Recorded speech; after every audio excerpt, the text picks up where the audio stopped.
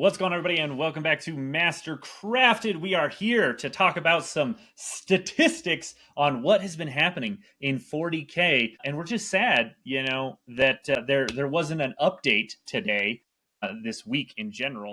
And so, we figured we'd talk about where we're at for one more week. We'll see what could hopefully get some love, what definitely needs some hurting, what maybe needs to just get taken out back and shot. We're going to talk about those things. We're here in the wake of WTC, so some good data that people got to see. So Phil, walk us through it, man. Where are we starting?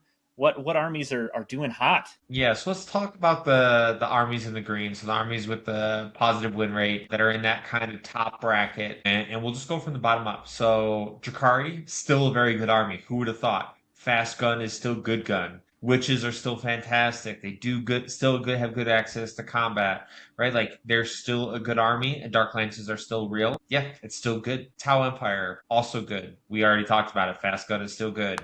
Now they're forced to play other dispositions besides just Purge, and that's very, very solid. But you still have good armies in Ret Cadre, in Montka, that can still play the game incredibly well. So seeing Tau at the top of this is no surprise. Sisters, I was a little shocked by this, but talking to the Sisters players I know, it does make sense why they're actually able to be effective. And they're not necessarily doing the 30 sacrosanct thing that we were so accustomed to in 10th edition. Because of the dispositions specifically, it has opened up multiple ways to play the game for them and kind of highlighted some of the units that are still very, very good in Sisters. Custodes are good right now. We said that at the beginning of the edition. I said they were A tier. They are still A tier. They're obnoxious. The 18 Terminator Folger Piles build, you better be prepared because I would not be shocked to see that everywhere because that's what happens after WTC. You see a good list that you want to emulate, you will copy it. EC, Defilers are holding them up right now. They have the best version of Defilers. They have one of the cheapest versions of Defilers. They are still obnoxiously good in this game. And they also have access to some great trading pieces. Like their Lord Exultants with Infractors rip everything down. Like they're just so good. They are so fast. Army-wide advance in charge. Access to rerolls. Who would have thought that's pretty good? Space Wolves, 30 Terminators. Yes, there are other versions of it, but it's 30 Terminators. That's what we're doing. Leagues of Votann. The game now says you have to touch terrain pieces to control objectives. Guess what Votann really wants you to do? They want you to touch objectives because they get all their benefits from you touching objectives, which are now terrain pieces. They have good access to ignore cover. Hearthband or Hearthguard Terminators are still very good. No shocker there. Genestealer Cult. My boys, my forearm boys. You know why they're good right now? It's because they play Recon and Disruption the best, specifically Recon. They play it obnoxiously well. It is very, very good. And I think, overall, GSC is in an interesting place. They're going to struggle into some armies, but they still have a lot of tools.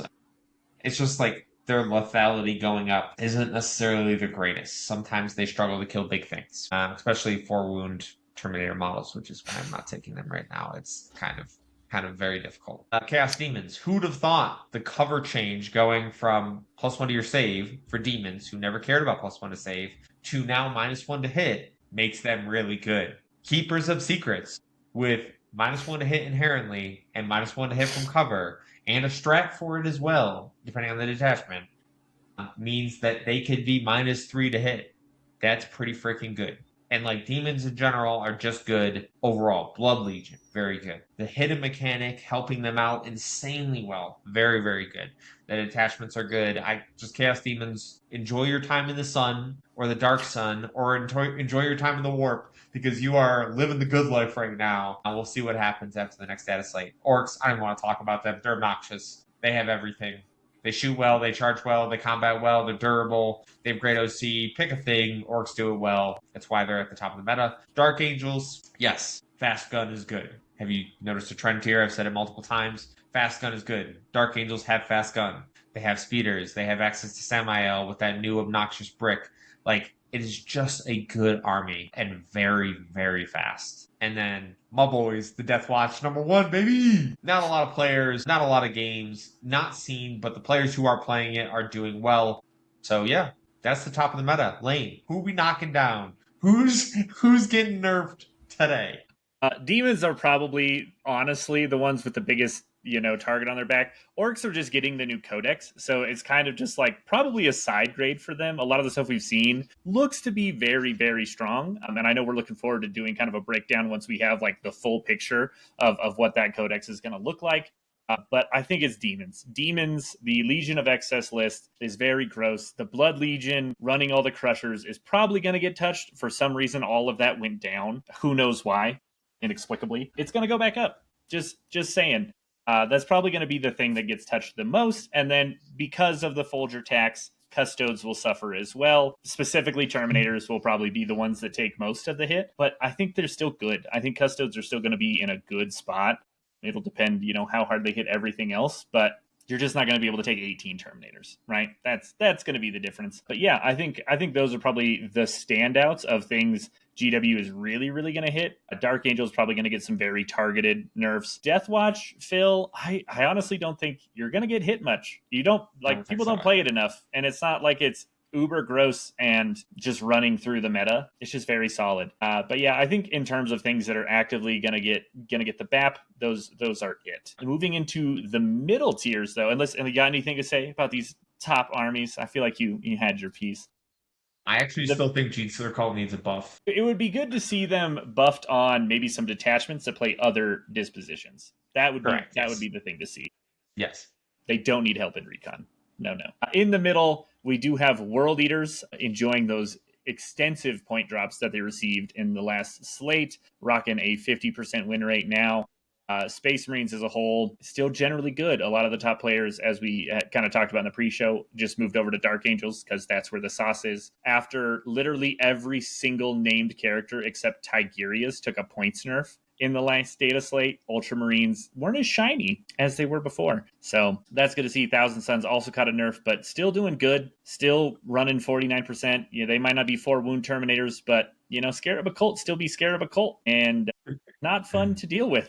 Imperial Knights, you know what? They still slap. They're still doing pretty good. Still have some great damage output. Blood Angels kind of in the same boat. Same as Necrons, right? All of these armies are just doing solid. They don't have a particularly like uber strong combo between a detachment with a disposition that they can really feel like they're abusing really well. It's just very, very solid. I think Necrons of any of them are probably the ones that and according to the data also need probably the most love out of any of them. It'd be nice to see them played a little more flexibly, I guess.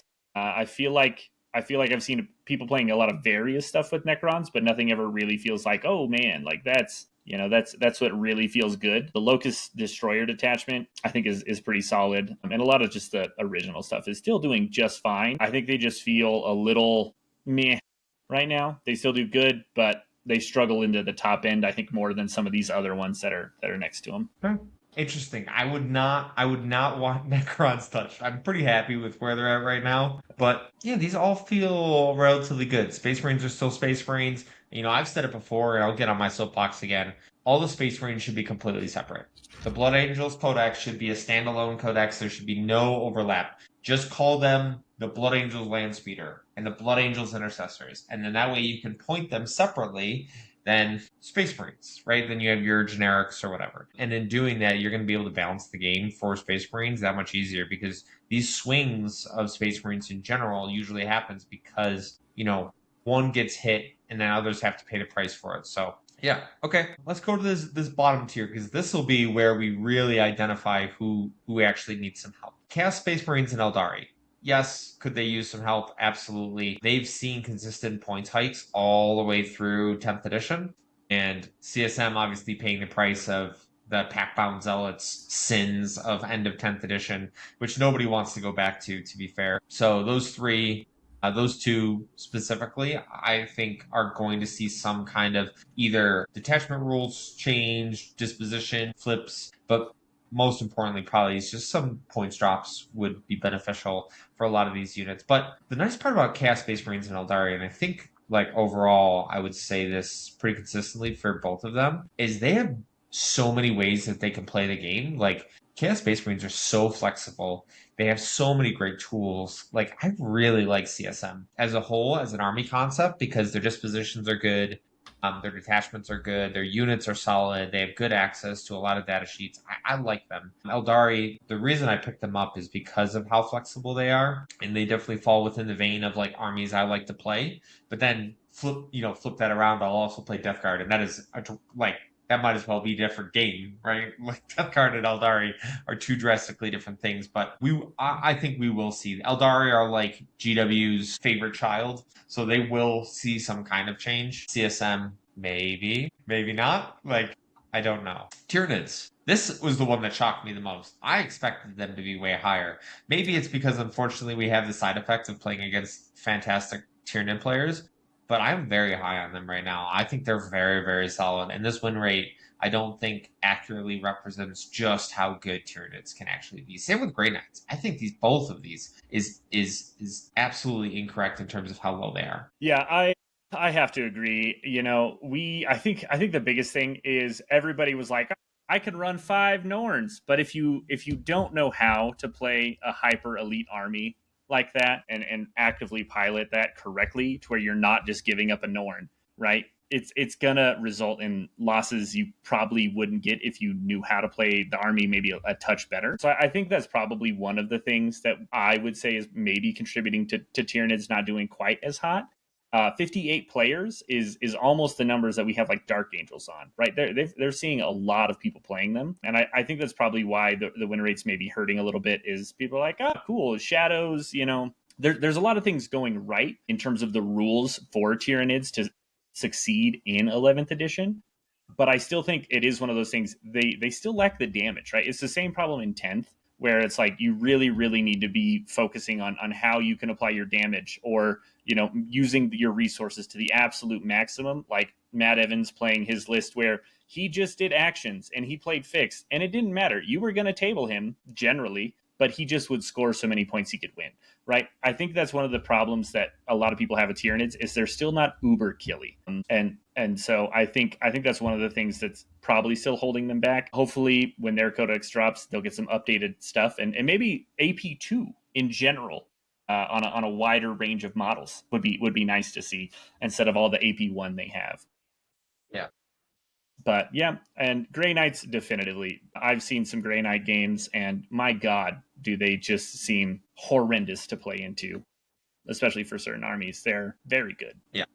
They have great mobility, they have up down, they have good combat, they have consistent shooting, right? Like I think they're very solid right now. And seeing this, I don't think actually I know, and I should have prefaced this at the beginning, but we've said it multiple times, and you can hit us into the comments if you disagree. Do not base the quality of your army off of these metrics. Like this does not make Death Watch. The Death Watch is not the best army in the game right now. Just because they have a 63% win rate does not mean they are the best army in the game right now. You know who the best army in the game right now? It's Orcs. Even though it's not reflected here, but if we look at the player pool difference, right, like there are things that should stand out to you of saying, wow, with 60 players, they still have an almost 2% overrep, as in almost 2% of their players are finishing in the top 4. That is an insane metric for the number of players that they have. So don't tie the quality of your faction directly to these win rates, because there are ways around it.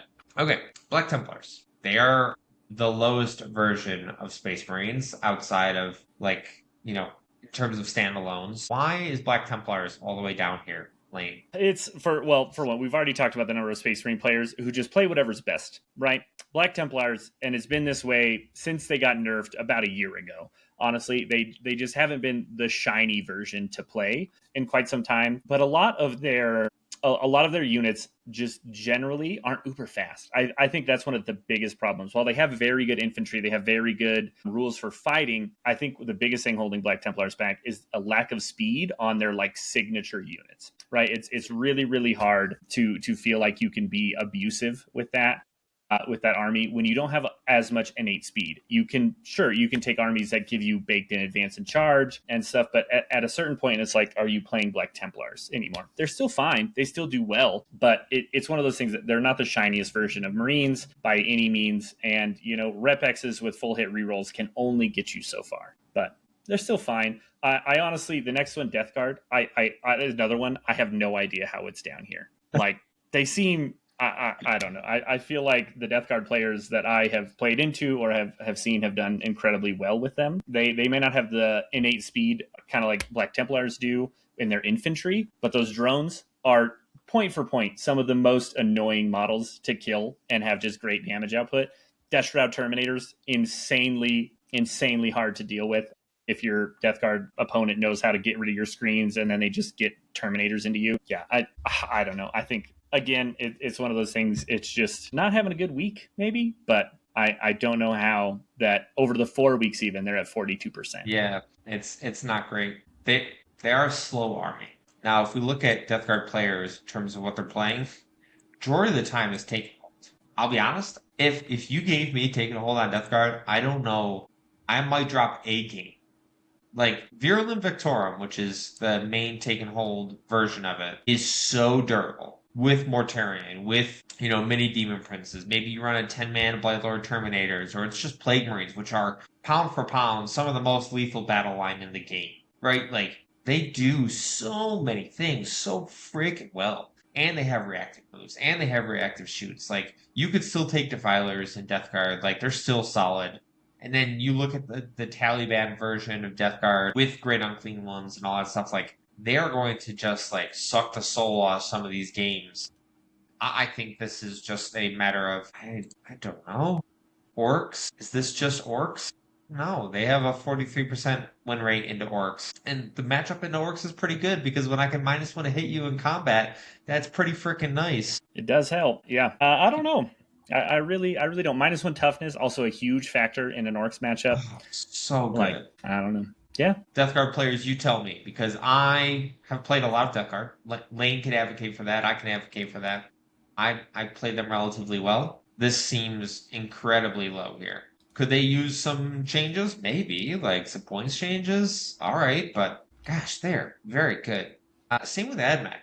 I love AdMech, and we can see this that they have dropped off this week. But in terms of like recon and disruption, which is like I've talked about quite a bit, obviously for teams, you need an army that can do that well. I think AdMech does that incredibly well. But in terms of lethality, the new Thalia I really like with Call. I was gushing over it after ATC because I played into a very good AdMech player, and I really like that list. I don't like the idea of points dropping AdMech because they're already so cheap and so freaking financially expensive. Like, just making them cheaper points-wise does not solve the AdMech issue. And I watched the John Lennon game in the final against Sweden, and he was playing at AdMech. He ended up losing that game into AdMech with Dark Angels. And it's like, AdMech has the tools. They have the things they need to do. They are a high skill ceiling army, as in, like, they are very skill expressive. And then they do have a very low floor. But when you have pretty much like army-wide 5-up invols, like there's a lot of things you could do that. That new Servitor Battleclade unit that can advance and do an action. Oh my god, that thing's annoying. And it's got involved. Oh my, yeah, it's just annoying. I love AdMech. I'm very high on them. They are a difficult army to run, so maybe that's what we're seeing here. It's just like, hey man, it's not the easiest army to do. Yeah. But the next three, Chaos Knights, Imperial Agents, Guard. We'll do the first two. Chaos Knights, yes, they need help. They need assistance. They are not anywhere near their Imperial Knight brethren. The Battle Shock mechanic is not propping them up as we expected it would, because they don't have the same tools that Imperial Knights has in a lot of their detachments. Chaos Knights definitely struggles. Imperial Agents, GW, they did the right thing by making it a lot of their detachments to DP. That does not change the fact that their army as a whole has not been supported the way it should. And Guard. Lane, tell me about Guard. Bruh, we just got a lot of people playing it right now that maybe aren't our top end. No, I'm just kidding. They could use some help. I don't know. I've played a fair amount of games with them now. I just play them in Grizzled, bro. Ignore cover strat means the world to me personally. Yeah. You still take 1 Hellhound. You take 12 Bogrin, 6 Ogrin, 2 Exterminators, and you play priority assets, and it plays priority assets incredibly well.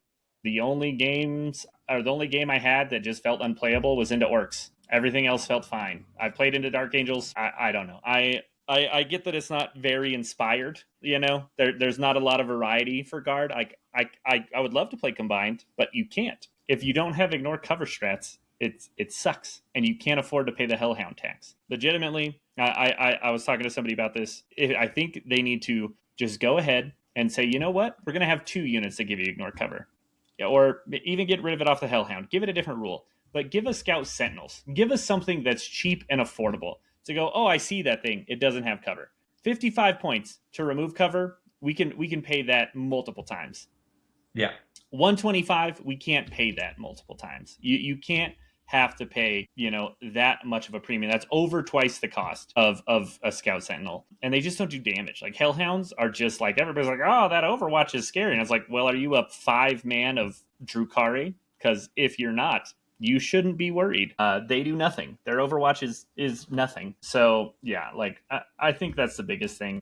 And I think the thing that's probably the toughest is I think Guard at this point has just failed their Battle Shock. The community as a whole is just shooketh, and the ones who are still playing are just ones who are going to soldier on, and they're playing for fun anyway. Yeah. I know, a lot of the other top Guard players just aren't off it, or they're just not playing it right now because they're like, well, I'm just going to wait. Yeah, that's fair. We're going to a Teams event this weekend, and I had to play Disruption, and I just don't want to play Siege. So Custodes it is, Like, I think that's probably the biggest thing. Hopefully they get some love here in the next data slate. The problem is for one, Guardsmen should not be 75 points.